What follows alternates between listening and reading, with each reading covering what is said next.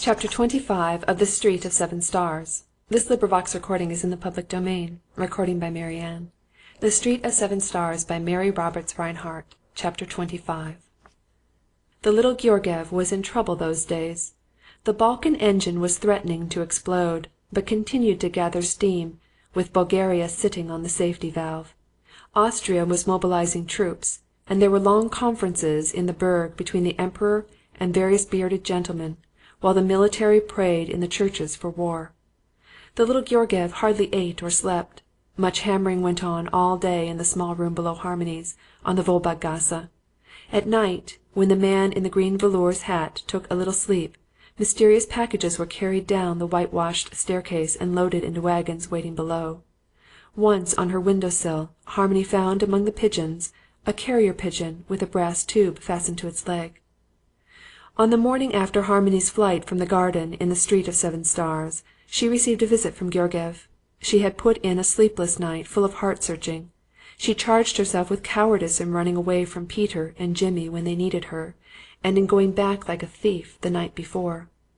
The conviction that the boy was not so well brought with it additional introspection. Her sacrifice seemed useless, almost childish. She had fled because two men thought it necessary, in order to save her reputation, to marry her, and she did not wish to marry. Marriage was fatal to the career she had promised herself, had been promised. But this career, for which she had given up everything else, would she find it in the workroom of a dressmaker? Ah, but there was more to it than that. How her cheeks burned when she thought of it, suppose she had taken Peter at his word and married him, what about Peter's career?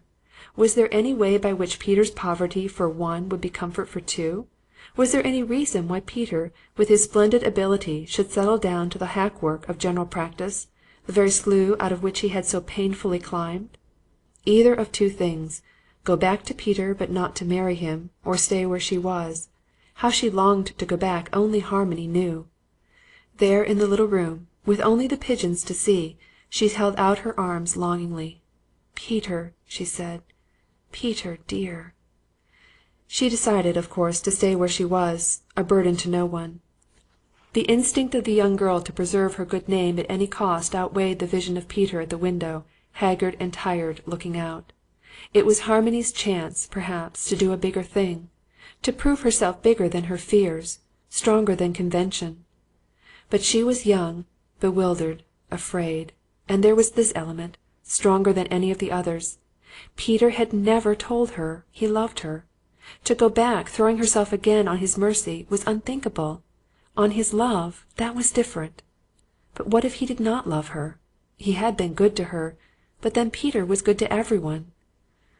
There was something else. If the boy was worse, what about his mother? Whatever she was or had been, she was his mother. Suppose he were to die, and his mother not see him? Harmony's sense of fairness rebelled. In the small community at home, mother was sacred, her claims insistent. It was very early, hardly more than dawn. The pigeons cooed on the sill. Over the ridge of the church roof, across, a luminous strip foretold the sun. An ox cart, laden with vegetables for the market, lumbered along the streets. Puzzled and unhappy, Harmony rose and lighted her fire, drew on her slippers and the faded silk kimono with the pink butterflies. In the next room the dressmaker still slept, dreaming early morning dreams of lazy apprentices, overdue bills, complaining customers. Harmony moved lightly, not to disturb her. She set her room in order, fed the pigeons. It was then she saw the carrier with its message. Made her morning coffee by setting the tiny pot inside the stove, and all the time moving quietly through her morning routine, she was there in that upper room, in body only. In soul she was again in the courtyard back of the old lodge, in the Street of Seven Stars, with the rabbits stirring in the hutch, and Peter, with rapt eyes, gazing out over the city. Bed, toilet table, coffee pot, Peter. Pigeons, rolls, Peter. Sunrise over the church roof, and Peter again, always Peter. Monia Rife was stirring in the next room. Harmony could hear her, muttering and putting coal on the stove and calling to the Hungarian maid for breakfast. Harmony dressed hastily. It was one of her new duties to prepare the workroom for the day. The luminous streak above the church was rose now, time for the day to begin. She was not certain at once that some one had knocked at the door, so faint was the sound. She hesitated, listened. The knob turned slightly. Harmony, expecting Monia, called, "Come in." It was the little Georgiev, very apologetic, rather grey of face. He stood in the doorway with his fingers on his lips, one ear toward the stairway. It was very silent. Monia was drinking her coffee in bed, whither she had retired for warmth. "Pardon," said the Bulgarian in a whisper. "I listened until I heard you moving about. Ah, Fräulein, then I must disturb you." "Something has happened," exclaimed Harmony, thinking of Peter, of course. "Not yet, but I fear it is about to happen. Fräulein, do me the honour to open your window. My pigeon comes now to you to be fed, and I fear... On the sill, Fräulein." Harmony opened the window. The wild pigeons scattered at once, but the carrier, flying out a foot or two, came back and promptly set about its breakfast. "Will he let me catch him?" "Pardon, Fräulein, if I may enter." "Come in, of course." Evidently the defection of the carrier had been serious. A handful of grain on the wrong window sill, and kingdoms overthrown. Georgiev caught the pigeon and drew the message from the tube. Even Harmony grasped the seriousness of the situation. The little Bulgarian's face, from grey, became livid. Tiny beads of cold sweat came out on his forehead. "What have I done?" cried Harmony. "Oh, what have I done? If I had known about the pigeon—" Georgiev recovered himself. "The Fräulein can do nothing wrong," he said. "It is a matter of an hour's delay, that is all. It may not be too late." Monia Reif, from the next room, called loudly for more coffee. The sulky Hungarian brought it without a glance in their direction. "Too late for what?" "Fräulein, if I may trouble you, but glance from the window to the street below. It is of an urgency, or I... Please, Fräulein." Harmony glanced down into the half light of the street. Georgiev behind her watched her, breathless, expectant. Harmony drew in her head. "Only a man in a green hat," she said, "and down the street a group of soldiers." Ah, the situation dawned on the girl then, at least partially. "They are coming for you?" "It is possible, but there are many soldiers in Vienna." "And I, with the pigeon. Oh, it's too horrible! Herr Georgiev, stay here in this room. Lock the door. Monia will say that it's mine." "Ah, no, Fräulein. It is quite hopeless. Nor is it a matter of the pigeon. It is war, Fräulein. Do not distress yourself. It is but a matter of... imprisonment." "There must be something I can do," desperately. "I hear them below. Is there no way to the roof? No escape?" "None, Fräulein. It was an oversight. War is not my game. I am a man of peace. You have been very kind to me, Fräulein. I thank you." "You are not going down?" "Pardon, but it is better so. Soldiers, they are of the provinces mostly, and not for a lady to confront." "They are coming up." He listened.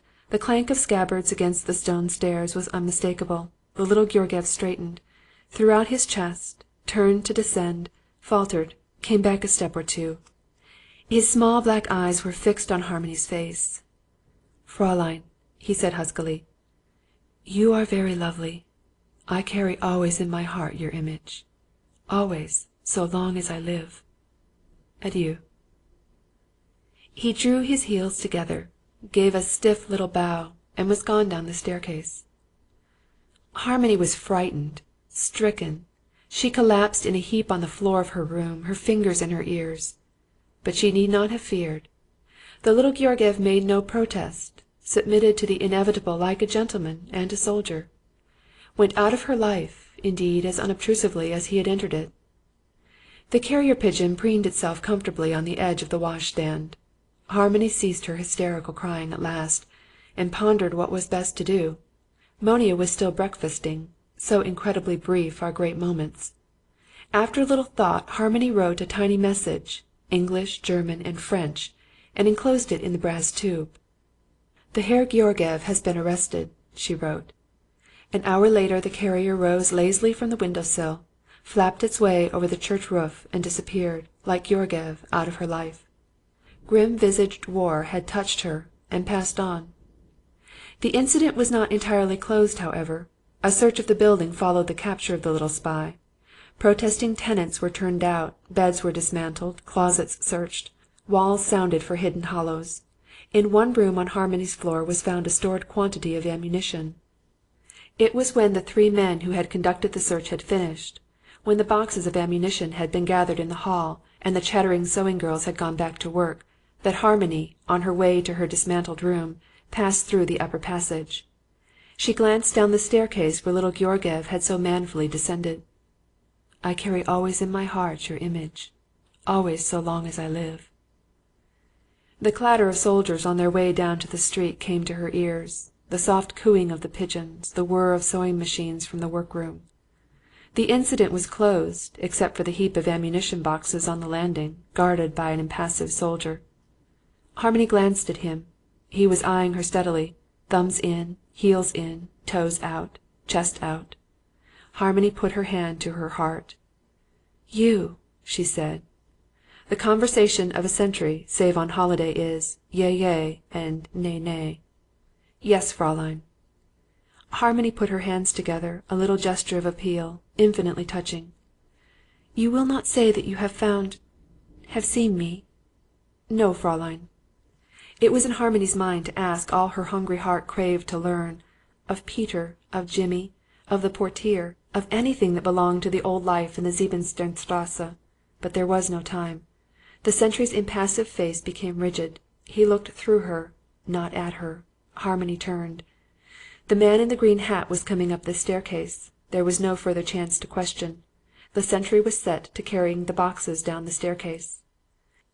Full morning now, with the winter sun shining on the beggars in the market, on the crowds in the parks, on the flower sellers in the Stephansplatz, shining on Harmony's golden head as she bent over a bit of chiffon, on the old milkwoman carrying up the whitewashed staircase her heavy cans of milk, on the carrier pigeon winging its way to the south, beating in through bars to the exalted face of Herr Georgiev, resting on Peter's drooping shoulders, on the neglected mice and the wooden soldier, on the closed eyes of a sick child, the worshipped sun peering forth, the golden window of the east.